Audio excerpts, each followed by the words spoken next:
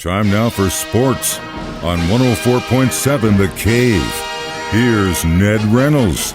Mike the Intern, Ned Reynolds in the studio this morning. A week and a half ago, we were given a bunch of, at least talking a lot of trash towards the Miami Marlins, saying, ha-ha, you can't get your stuff together, ha-ha-ha-ha-ha. Well, now Cardinals fans, guess that's us now, huh? In a sense it is. Miami has many, many more COVID-19 cases than the Cardinals do, but the Cardinals still are in a dicey and really panicked situation since they don't know what to do, and they won't know what to do until probably, I think they'll learn about 8 o'clock or 9 o'clock this morning when the new test results come in. They've had what are described as multiple cases. Now, what that means, it could be 2 or 3 or whatever.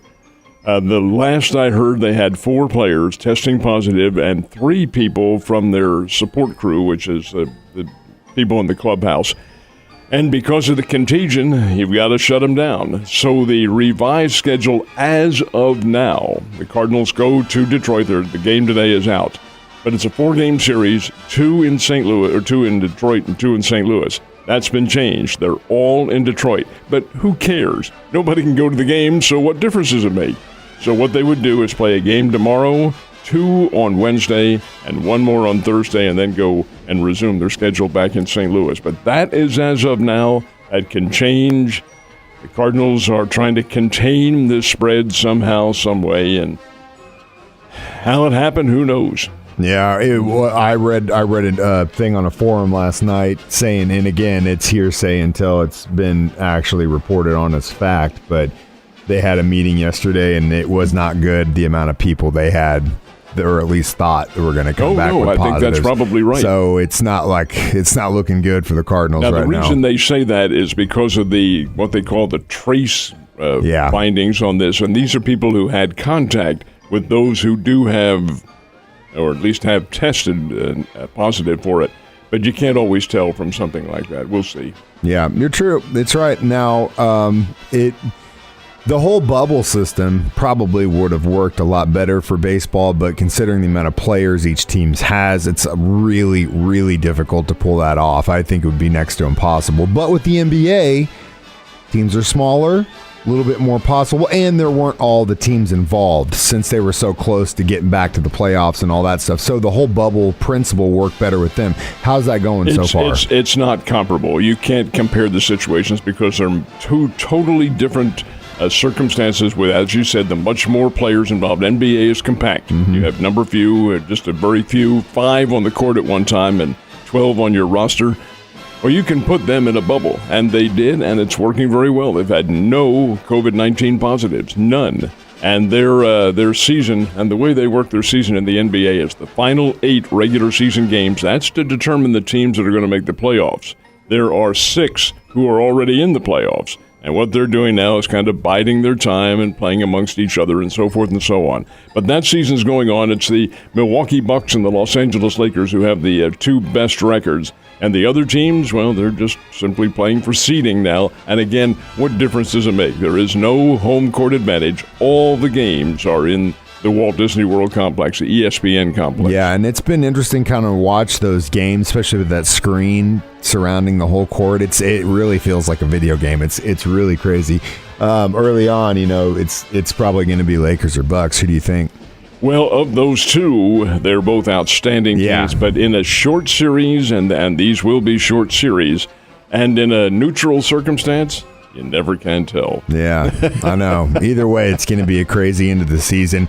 And over the weekend, pretty interesting golf tournament, especially yesterday afternoon, man. There was a very, very close moment there where a lot of guys could have been anyone there until one guy just took it and ran away with it. And that one guy is Justin Thomas. And by winning it, Justin Thomas regained the number 1 spot in the world. The previous number 1, Bruce Koepka, was number 1 for 1 week. Well, now it's Justin Thomas up there again as he wins the this is the old St. Jude Classic. It's now called the World Golf Championship FedEx St. Jude Classic. Come on, people. Come on. All this, of course, for advertising and for name recognition purposes, and doesn't make any sense to me. Anyway, Justin Thomas wins the thing, regains number 1, and now sets himself up for this week's tournament, which is the first of the year's majors. It's the PGA National. They'll play at Harding Park in San Francisco. All the big names will be there, and Tiger Woods will be there. He's shooting for his 16th major victory. Jack Nicklaus holds the record with 18 majors. Tiger still thinks he can get them, but winning those majors is really tough, and Harding Park is very difficult. So we'll see what happens. That's this weekend. He didn't have too much further to go, and I think it'll be interesting to see if he actually pulls that off. But yeah, really good competition yesterday. So we talked about the possible viral outbreak with the St. Louis Cardinals. So they obviously had the weekend off, but the Kansas City Royals seem to be doing it, at least keeping themselves healthy. How'd they play, though? Not very well. Played the Chicago White Sox, and the White Sox are pretty doggone good, and Chicago swept the series up in Kansas City. Wiped them out completely, won 9-2 yesterday. White Sox are very good, and once they get their act together, and by act together I mean the defense and the pitching, because they do have the sticks on that team, and once they get that working, that's a tough team to beat. Of course, they're in the same division with the Indians and the Minnesota Twins, and the White Sox do have to play the Cardinals, I believe, 6 times, if I'm not mistaken, but either 4 or 6, whatever that ratio breaks down. But they're very good. That's a good team. Yeah, they are. And speaking of pitching, that's something the Royals definitely could use right now. They don't have any. Yeah, they don't have any. And when you're losing games 9-2, it's pretty obvious. I saw this in Art's post yesterday. We did have a Ozark sports icon leave us over the weekend, and really cool guy. He was. Terrific guy, Bonus Frost. He meant a whole lot to all of us. First time I met him was 53 years ago. He's a great softball player, but over and above that, he was an outstanding athlete at Springfield Central before I came here. Bonus and I are about the same age.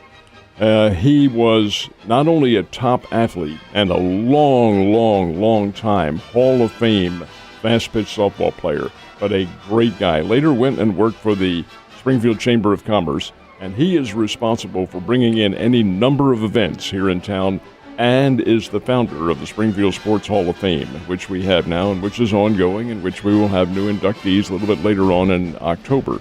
But Bonus was right there, always with a very gentle demeanor, good guy, a positive individual. You always respond well when individuals are positive and always see the bright light, and that was Bonus Frost, a really good guy, and very sad he'd been ill for quite some time, but now he can rest in peace. He was a terrific individual and deserves all the rest he can get. Yeah, and I think you said something that's really important that I think people need to take to heart, and that is, when it comes to the person that you need to be, or at least strive to be, bringing any kind of positivity or light into this world is something that we all can try to do. That is the key. It's sad when we lose that, especially with someone here locally. We talked about the NBA and how on point they were with the bubble, but it was a little bit easier considering the way that basketball is and the amount of people. But I think also it comes down to discipline, because the NHL's kind of doing the same thing, right? I mean, well, it's very similar because that they're using 2 bubbles or 2 venues for what they do. One is Edmonton, the other's Toronto. One was to have been in Canada under the original plans, and the other in the United States. And the United States choice was Las Vegas. But they had a big COVID-19 outbreak there, so the NHL said, nope, we'll put them both in Canada. And so far, that's working out very well. Yep. The hockey season's underway.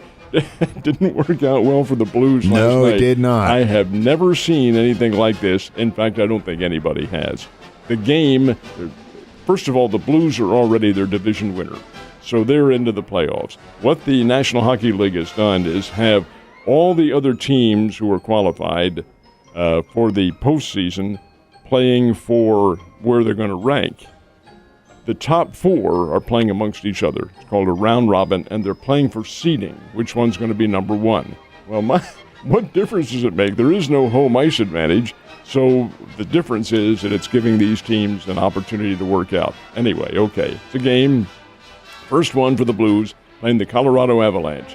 And Mike, the game is on a power play in the final minute of the game, and the Avalanche have the power play. They have the puck right around the net, constantly hitting at it. Horn sounds just as the puck goes in the net. for the Avalanche. Well, that means the Avalanche all celebrating, think they won it, but it came at the horn. Referee has to go to the video replay, and with less than 1/10 of a second. Now, keep in mind, folks, that the final 2 minutes of a game, the clock in the arena registers tenths of seconds. That's so you can make judgments like this. Well, they stopped it, and the puck cleared the line with less than 1/10 of a second remaining.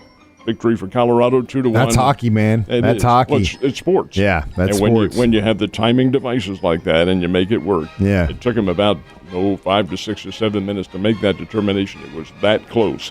But Colorado wins it 2-1. The Blues will play again on Thursday night. But these are round-robin games to determine where you're going to be seated. And, again, who cares? Yeah, in the same places anyway. It ain't going to really make a whole lot of difference, and it really was a close game, so it wasn't a blowout. But at least those guys that are playing hockey and basketball are being disciplined and doing what they need to do so they can play the sport they love. And I think that's what it comes down to. Hopefully the NFL can follow suit and do the same thing. But we hope only so. Time will tell, my man. Have a great Monday, sir, and I'll see you back here tonight, 6 o'clock for Ned Talk. Yes, sir.